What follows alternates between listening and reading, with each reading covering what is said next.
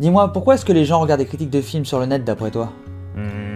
Parce que c'est gratuit. Pas faux, mais de manière générale, pourquoi est-ce qu'on regarde ou lit des critiques de films? Moi je vois 3 raisons. La première, c'est de savoir ce que vaut un film pour se décider à aller le voir ou pas. La deuxième, c'est pour se remémorer un film qu'on a aimé ou détesté et voir quel impact il a eu sur les autres. Enfin, dans le cas de films controversés, ça serait pour voir un peu les débats et les avis autour d'un film. Par exemple, qui a compris quoi de la fin d'Inception, ou est-ce qu'Harrison Ford est un répliquant dans Blade Runner, ou encore pour avoir des informations supplémentaires ou inédites sur un film, par exemple l'envers du décor. Ou pour se foutre de la gueule d'un gros navet.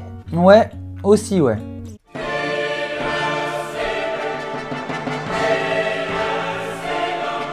Bon, aujourd'hui je vais vous parler de Moments critiques présentés par Sans Pseudo. Sans Pseudo, le collègue de Michael J. Eh ben c'est bien, je vois que tu commences à suivre. Effectivement, Sans Pseudo est également sur la chaîne Voxmakers. Il fait plusieurs types de vidéos, mais je vais me concentrer sur sa critique de cinéma. Et pourquoi tu mets des guillemets? On a déterminé 4 raisons de regarder des critiques de films sur le net, et lui, jusqu'à ses 3 dernières vidéos, dont je parlerai plus tard, j'arrive à le caser nulle part. Il révèle trop d'éléments clés des films, allant parfois jusqu'à spoiler le twist final, pour que ça vaille le coup d'aller le voir avant de regarder les films. Il conseille lui-même d'avoir vu le film au début de chacune de ses vidéos, c'est pas de moi.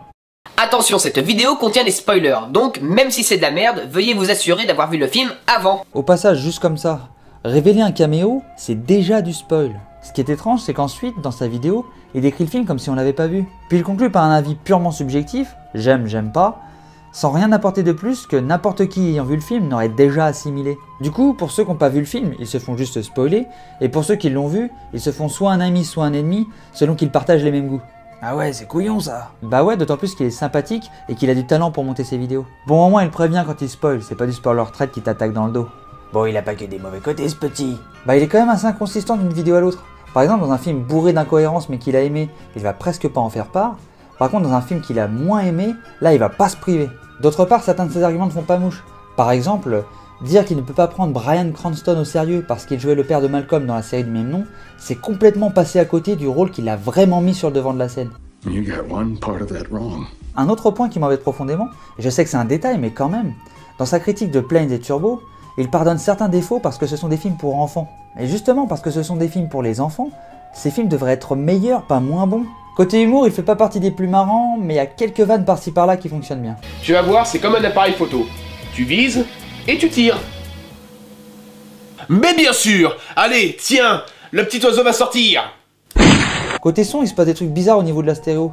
Le son passe de gauche à droite sans trop de raison, et c'est assez perturbant quand on écoute au casque. Dis donc, t'aurais pas une dent contre lui toi? Bon, je dois avouer que la première vidéo que j'ai vue de lui, celle sur Batman Rises, m'avait un peu fâché. Il y avait beaucoup de spoil et il fermait les yeux sur trop de défauts du film pour que je le prenne au sérieux. En fait, j'ai commencé à trouver ces vidéos regardables à partir de celles sur Man of Steel.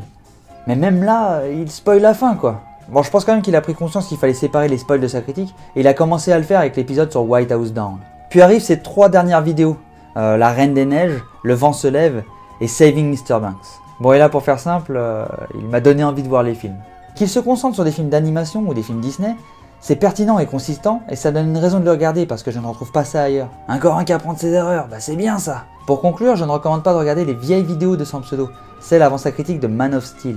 À partir de cet épisode, si vous avez déjà vu le film, il y a peut-être quand même des choses à en retirer. Ses critiques de films Disney et autres films d'animation sont cool, et à partir de l'épisode sur la Reine des Neiges, là on commence vraiment à voir quelque chose d'intéressant. Bon, je suis assez confiant, je vais quand même garder un œil sur ce qu'il fait, et je vous invite à faire la même chose. Allez, continuez à regarder des vidéos sur YouTube, n'hésitez pas à commenter, gardez l'esprit critique, et surtout, profitez de la vie. À bon entendeur, ciao.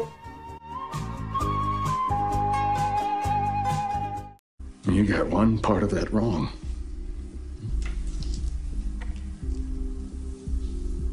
This is not meth.